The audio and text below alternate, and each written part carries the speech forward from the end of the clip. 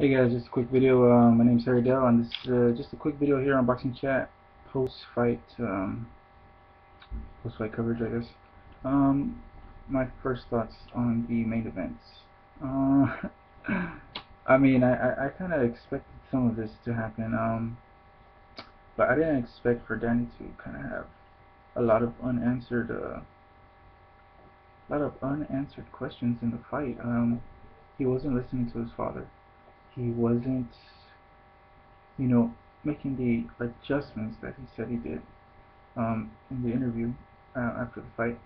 He was, you know, neutralized throughout the fight. Herrera was smothering him, perfectly.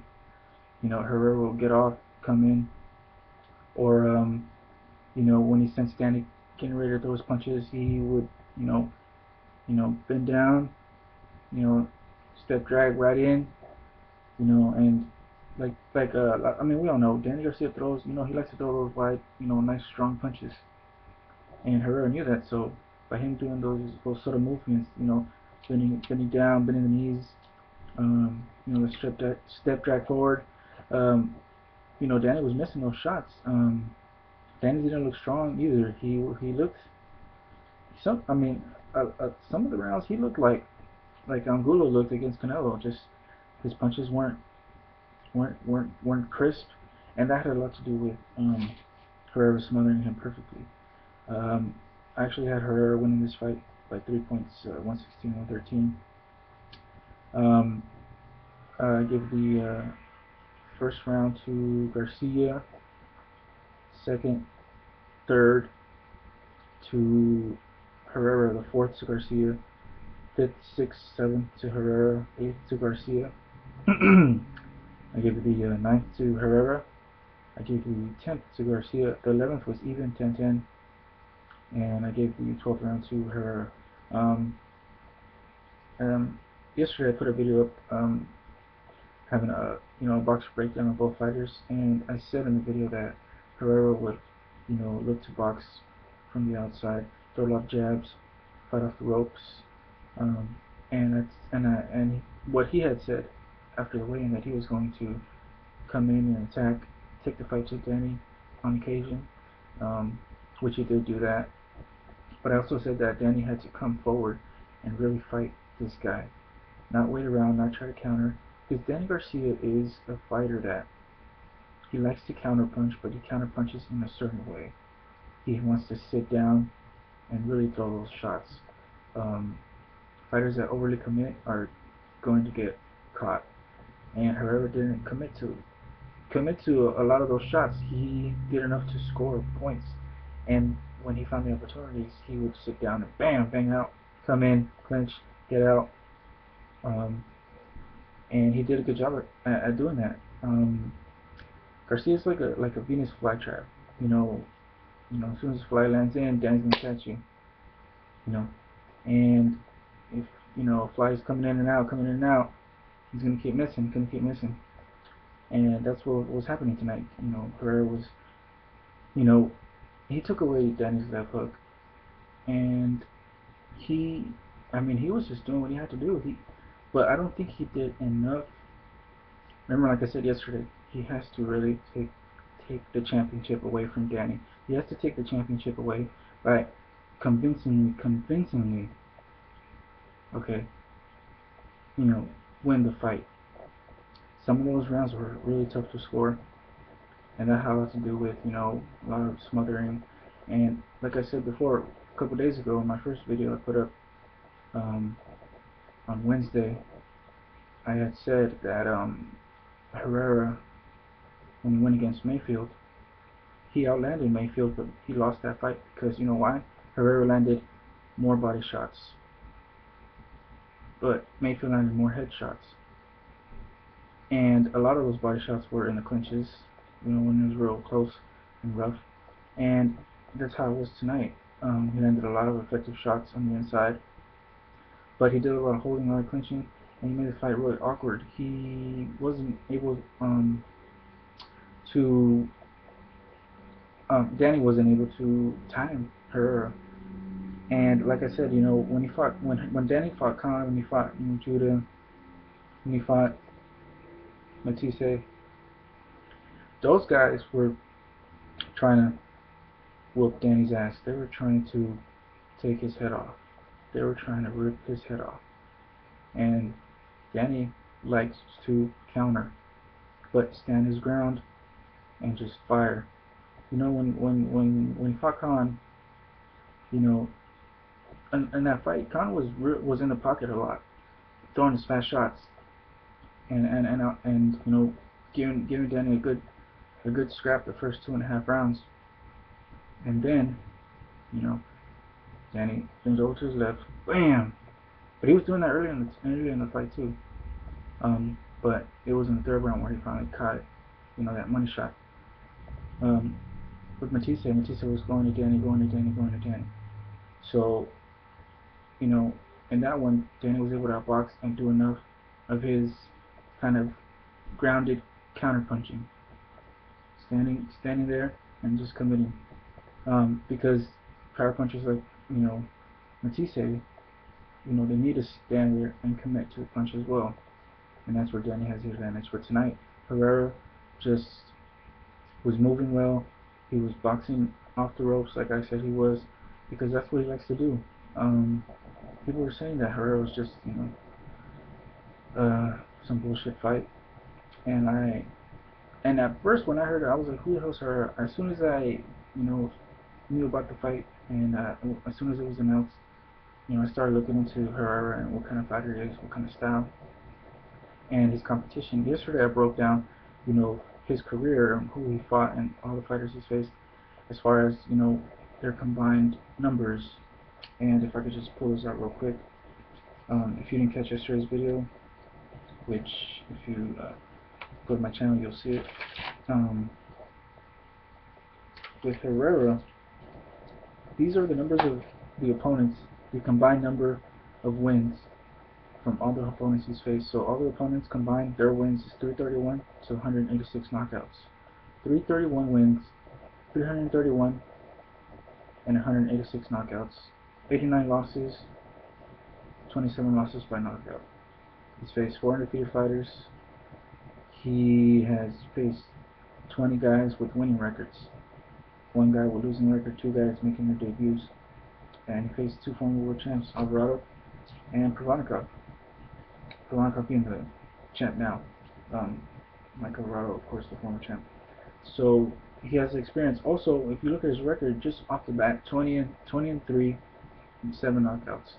To have at least 20 wins, you got to be able to box, and that's what he was doing. He was boxing. He's good at boxing. He started late, and he doesn't have that kind of like basic kind of conventional orthodox way of boxing. He does his own way. He drops his hands. He likes to make himself small. He's also a little guy, so he's real slick. He's very he was annoying Danny a lot. In the first 3 rounds, I saw Danny start getting pissed off. Herrera was doing real veteran moves, putting his forearm against Danny's throat. When there was a close clinches, he'll just bring it up, and then you'll see Garcia just flexing, trying to stand his ground. Herrera going a little low sometimes, and he did what he had to do. I had Garcia losing this fight by 3 points. And halfway through the fight, I was like, damn, if this is not looking good for Garcia. I mean, he is not taking these rounds at all. And I was thinking to myself, if they give Danny like some sort of unanimous decision, people are gonna smell it. They're gonna smell the shit, and the judges will just stink up the whole place. And but I knew that they weren't gonna do that. If they were gonna give Danny the win, it was gonna be either split or majority, and they gave him a majority decision. And the judge that had it 114, was funny enough, he was a Puerto Rican judge. But as far as Danny, 116 and 112, both judges, I didn't see it that way at all. Maybe it was they didn't give her the credit for those body shots. A lot of those jabs went to the body, But he was making Danny go back, and that's what I did not expect to see. I didn't expect Danny to be, going backwards. I was expecting Danny to go forward because that's what he had to do to win this fight. I said yesterday in the video that he's gonna have to do something that he hasn't done probably since when he first started off as a pro, and that's go after the guy and try to rip his head off. Go after, be aggressive for 12 rounds, and Danny was going backwards a lot throughout the fight, and I think that's why I was, you know, swayed more towards Herrera in those rounds where Danny was going back. Herrera was making a miss. When Danny wanted to throw shots, Herrera was already in his chest, and he would land his first. Little things like that. Um, and I believe that's what won Herrera the fight. But Danny got the decision. Danny said he had a difficult time at 140. He looked in great shape. He didn't. I mean, yesterday he looked in great shape. Today he looked slow. He looked, you know, he looked weak. He didn't, you know, and that had a lot to do with what Herrera was doing also.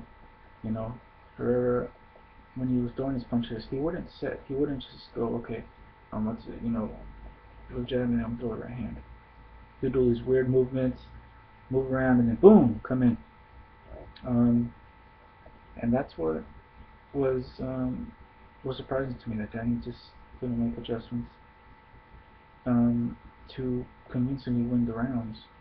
Because halfway through the fight, I was like, man, I had her, winning the fight, and all the way up to the end, I had her winning the fight.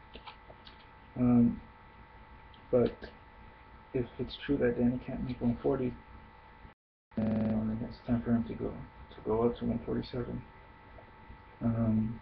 Now I think I know why that his team doesn't want to go ahead and fight Mayweather, because Mayweather would just be too much for Danny.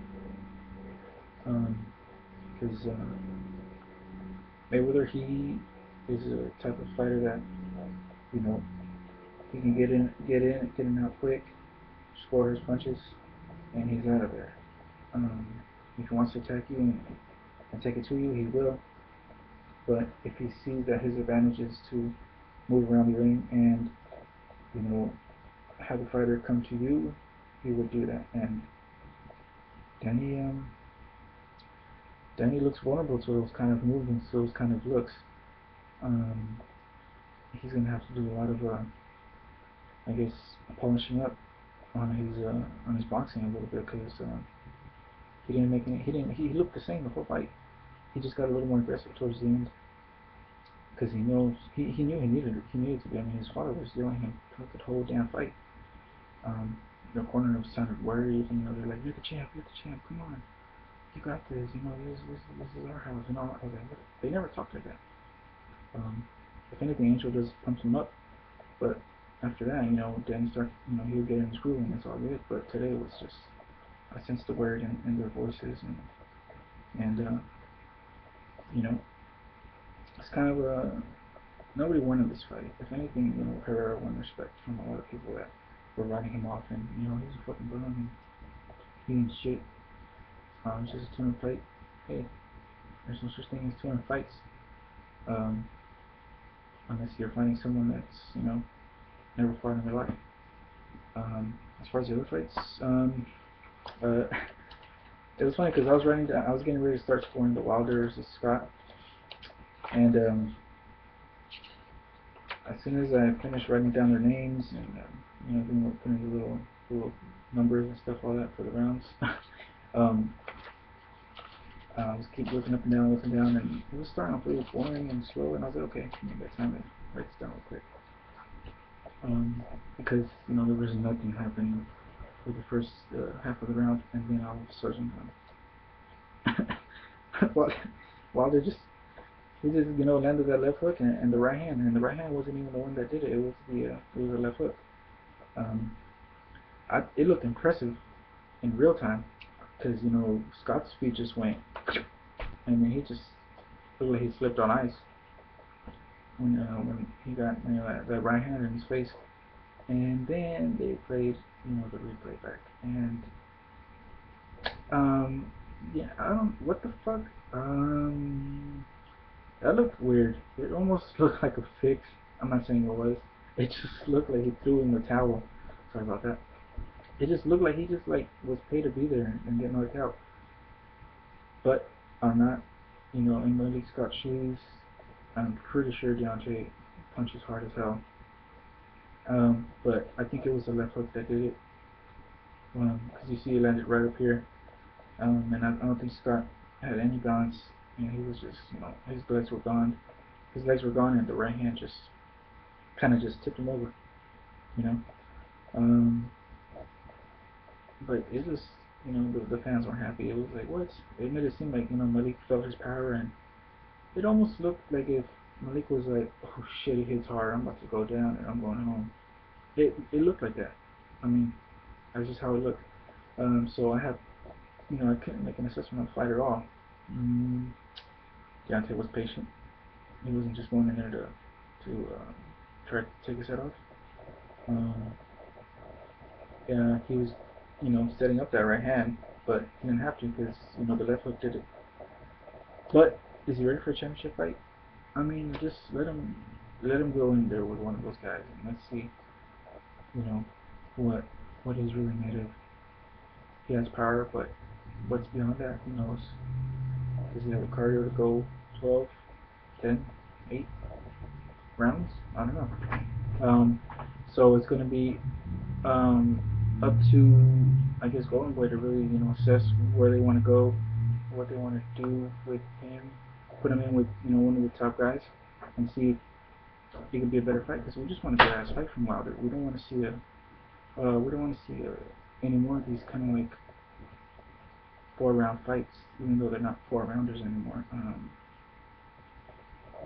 You know, but yeah, it was a hell of a punch. And as far as De Leon and Juanma, I didn't expect that. I didn't expect it to end that early. Juanma he got dropped, but it looked like he just did not.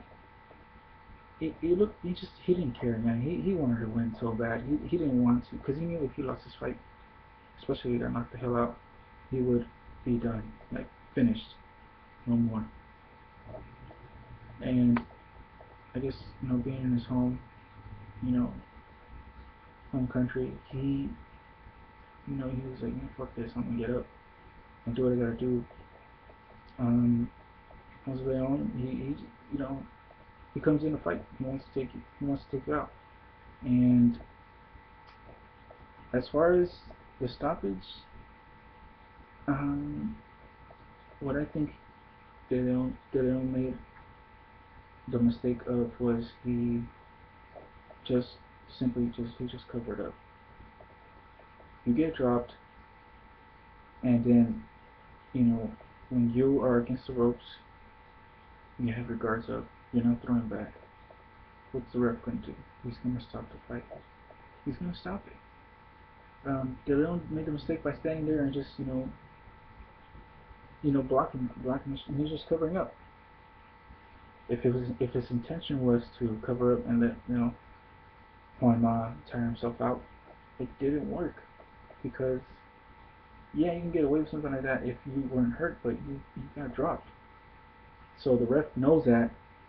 He's like, okay, this guy just got dropped, and now he's against the ropes and he's gonna throw him back. And Cuomo was just, he capitalized on it, because Cuomo knew he had the experience. You know what? I just dropped the guy. If I just go after him and he doesn't throw back, I'm gonna keep going, keep going until the ref puts his arm in between both of them. And that's what happened. So later on, he fucked up on that one. He should have just, exchanged with Juanma instead of just pretty much handing over the TKO. So it was a okay card. It was an okay entertaining night, because we didn't get much answers from from any of these fighters. We got a few, but we didn't get the answers we needed. And as far as Garcia, hey, if he wants to move up, he's gonna have to step it up and really assess what happened, what went wrong. Um, I sense a you know a chance that it could be a that there could be a rematch if if you know he is constantly hearing, oh, that fight, but I think you won that fight, or you look good in that fight, or what happened. Um, if there's any doubt, and if Danny wants to erase that, he'll go after Herrera again and kind of just, okay, you know what, last time I don't know what happened, I was off, here we go again, and I'm gonna take him out. Um, but if he doesn't want a piece of Herrera again, then I see Danny just hitting 147 and starting a new I guess a new adventure in his career. But movers, uh, boxers that can make it awkward and make it difficult for you to get off when he punches, smother you. Um, yeah, Danny won't look good against those kind of styles. Now I see why Kareem Mayfield hasn't gotten his shot against Danny, because Mayfield fights like that a lot. He's awkward. Um, he's small. I'm not saying like he's a small dude, but he's just he's smaller than Danny, but he's big too. He's strong, and he's slick, and he would smother the shit out of you. Um, and he could also just pop shot you, and he'd be out of the way. So I kind of see why Danny and his team have not accepted the challenge from Mayfield, because Mayfield makes it a tough fight.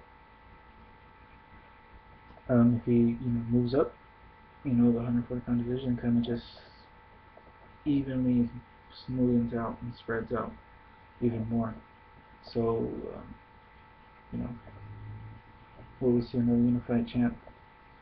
At 140? Yeah, we will. Anytime soon. Who knows? But there's going to be a lot of title shots going around for those belts, and disappointing. Disappointing performance. But if he can prove himself, in his next fight, and doesn't go against some guy that's just gonna stand there and exchange, um, then you got to give Danny credit, because he wants to erase the doubt.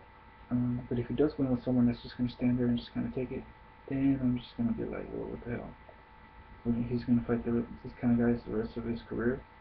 147 is not a joke. I mean, you got Bradley, Marquez. Yeah, they're top ranked, but come on, we all know that going one top rank are gonna work together again pretty soon. You have Thurman. I mean, he could move and he could knock your ass out. You got Porter, who can make that kind of fight, smother you, um, and and take good punches, and just and also he can change it up. Um, Paulie Malignaggi, he'll just box you all night long. He will know exactly what to do against a fighter like Garcia. So you know it's not looking any easier for Garcia. So we're gonna see what he's really made of the rest of the year, and the next few 5, 6, 7 years, and see where he stands in the pound for pound, that mystical list that no one really knows who really is a pound for pound besides Floyd being number one. Everyone else is kind of like whatever opinions. We'll see where he stands. Anyways, damn, I've been rambling for 25 minutes almost. Yeah, that's my quick thoughts. I'll have another episode on Monday. Some more news, boxing, everything to do with boxing. If you haven't subscribed, go ahead and subscribe, and check out my other videos. Alright, man. Everybody see you later.